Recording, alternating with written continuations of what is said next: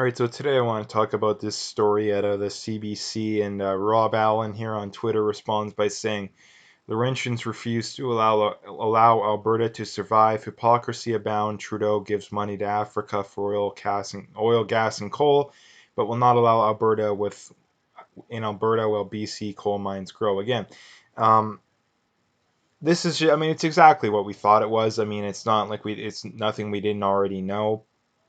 I mean, the hatred for Alberta really knows no bounds, especially when it's from the east, and not only that, especially when you include all the leftists within Alberta. Like again, that's one of the things that shocks me the most is that you have these leftists in Alberta that literally it's like the most disdain you ever see for anything. Like I have no idea why a lot of these people stay. Like literally no idea. Like literally, if you ask them how about the province, they think it's the worst thing in the world. Like not even close.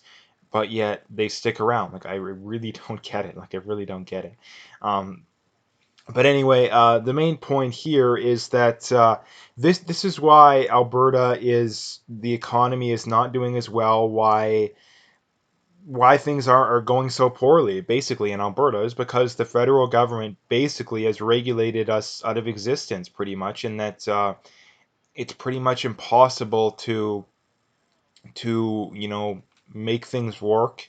And the other problem too is that the left solution is always, well, you got to go green, we got to invest in wind and solar, but there's no evidence that that actually works. Like, show me an area that's invested in wind and solar to where it actually works. And again, I always point out the example that Germany has the most wind and solar, I believe, of any country in Europe, and they have blackouts all the time. I believe it still only covers a like 20% of their energy. They would have to massively increase, and that's the problem too. Is that Alberta would be even harder. So the reality is that wind and solar is not the solution, at least not at this point. And it's for the simple reason that the technology behind wind and solar is still way too inferior to make it worth the time. And that's the thing too, is that when it comes to Alberta, there's a very clear hatred of the right and the free market, basically, which is why. And here's the reason why you know that too, is that if it was actually about climate change and all that kind of stuff, the government would be railing against China. They would be railing against India. They wouldn't give money to these countries in Africa to explore their, for oil and gas. Um, they wouldn't do that. It's clearly a specific thing against Alberta. And what is the thing that most differentiates Alberta from the Eastern Canada is the fact that we're the most right-leaning province. I mean, aside from maybe Saskatchewan, but Saskatchewan doesn't have near the population, and it's especially on a national scale. Again, so that is clearly the main reason.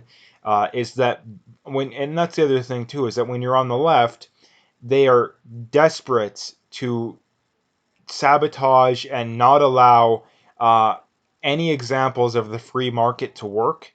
They're absolutely desperate for that, so they have to constantly sabotage it. Again, this is the other thing too about these leftists. Whenever you talk about oil and gas and all that kind of stuff, well, they say, well, oh, it only worked when oil was $100 a barrel. Well, that's true to an extent, but on the other hand, they'll also argue that, oh, well, you guys still pay more into equalization because you have the highest income. So again, like, which one is it though? Like, and that's the thing too, is that on one hand you have these liberals that and leftists that argue, oh, well, we're the worst province, all this kind of stuff. But yet on the other hand, we're like, yeah, we got the highest income. Well, no, we had the highest incomes because we had the most remnants of the free market. It has nothing to do with any other that garbage.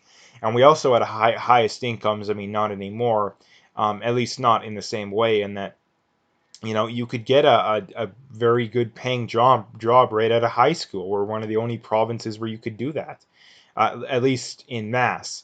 And that's something that's completely gone nowadays. It's completely gone, and it's probably never going to come back. Partially because oil and gas, or the price of oil probably never does go that high again.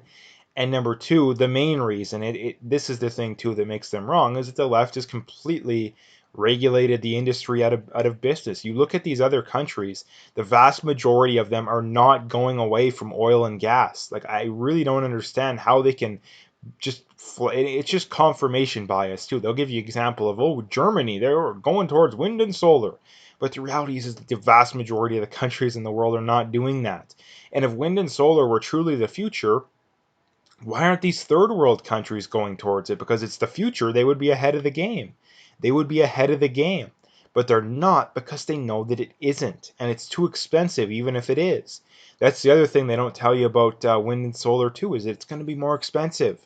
And, well, I mean, the other problem, too, is that the oil and the heating bills and, all that kind of stuff is going up, too, because of the carbon tax and all the BS regulation. I mean, you got to bake that into there, too. So, um, there's so many aspects to this. It's really not even funny, but um, the main point being, I guess, is the the East is going to sabotage us as much as humanly possible, because we disagree with them politically. There's no real secret out here. It's because we disagree with them politically. And again, like I say, we know that because if it was actually about the environment, then they would be criticizing India and China because they're polluting the environment like hundreds of times more than we are. Um, and again, you can't make even though I don't even think it changes anything. You can't make they're a much higher population. But the reality is that doesn't matter. According to you guys, the Earth, oh, not all of them, but a lot of them, the world's going to end in 10 years if we don't address climate change. Well, yeah, if the world's going to end in 10 years, or Canada is less than 1% of the world's emissions. China and India make up more than half, I believe. It doesn't matter. That again, that's not such another terrible, terrible argument I hear. Like, if they were making predictions that the world was going to end in 500 years, yeah, that argument would maybe make sense. But you're literally saying 10 years. Like, come on. Like, the contradictions of their arguments are really not even funny. Like, it's really not even funny. So, um, that is that aspect. That again, like the other things that I pointed out to, the fact that Justin Trudeau paid off. I don't know if it was one country in Africa or multiple. I remember making a video about it, to try and pay people off to get his UN seat. I think is what that was. But again, it's just insane that we are the one area in the world pretty much that refuse to actually go with the times. And that doesn't mean you need to have no regulations whatsoever. But we need to get rid of the pointless regulations, which is most of them. Most of them are pointless. And you look at, like I say, some of these other countries have next to no regulations. You look at China and India; they have next to no regulations. You look at some of these other third world countries.